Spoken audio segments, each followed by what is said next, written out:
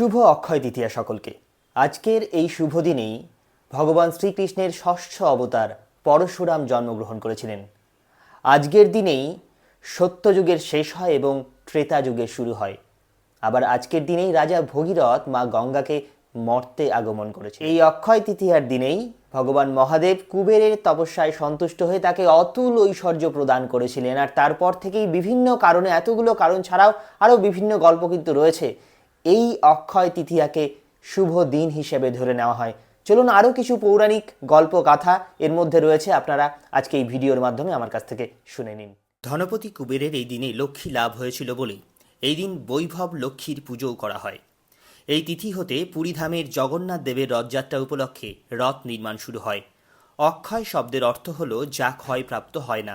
বৈদিক বিশ্বাস অনুসারে এই পবিত্র তিথিতে কোনো শুভ কার্য সম্পন্ন হলে তা অনন্তকাল অক্ষয় থাকে। কেদার, বদ্রী, গঙ্গোত্রী, যমুনেত্রীর যে মন্দির 6 মাস বন্ধ থাকে, এই দিনেই তার দ্বার উদ্ঘাটন হয়। দ্বার খুললেই দেখা যায় সেই অক্ষয়দ্বীপ যা 6 মাস আগে জ্বালিয়ে আসা হয়েছিল তা এখনও জ্বলছে। আধুনিককালে এই তিথিতে সোনার বা রূপোর গয়না কেনা হয়। মনে করা হয় এই শুভ তিথিতে রত্ন বা জিনিসপত্র কিনলে গৃহে শুভ যোগ হবে, সুখ, শান্তি ও সম্পদ বৃদ্ধি হবে। এই আশাতেই এদিন মানুষ কিছু না কিছু কিনেই থাকেন। সংস্কৃত ভাষায় অক্ষয় শব্দটি অবিনশ্বর, ক্ষয় নাই যার। সমৃদ্ধি, প্রত্যাশা, আনন্দ, সাফল্য এবং তৃত্ব অর্থাৎ তৃতীয়াস অর্থ চাঁদের তৃতীয় দিন।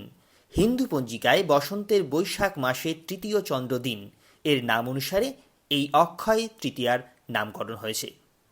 এই উৎসবটি ঋষি দুর্বাসা সহ অসংখ্য ঋষিদের দর্শনের সময় দেবতা কৃষ্ণ দ্বারা দ্রৌপদীর কাছে অক্ষয় পাত্রের উপস্থাপনা সম্পর্কিত।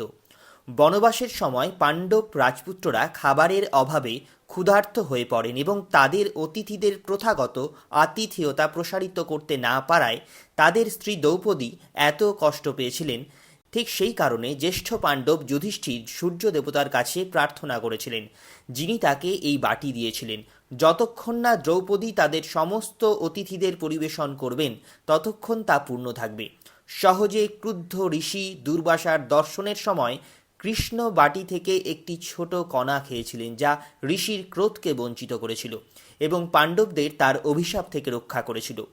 অক্ষয় তৃতীয়াকে হিন্দুরা বিষ্ণুর ষষ্ঠ অবতার পরশুরামের জন্মদিন বলে জেনে থাকেন বা বিশ্বাস করেন। তিনি বৈষ্ণব মন্দিরে পূজনীয়।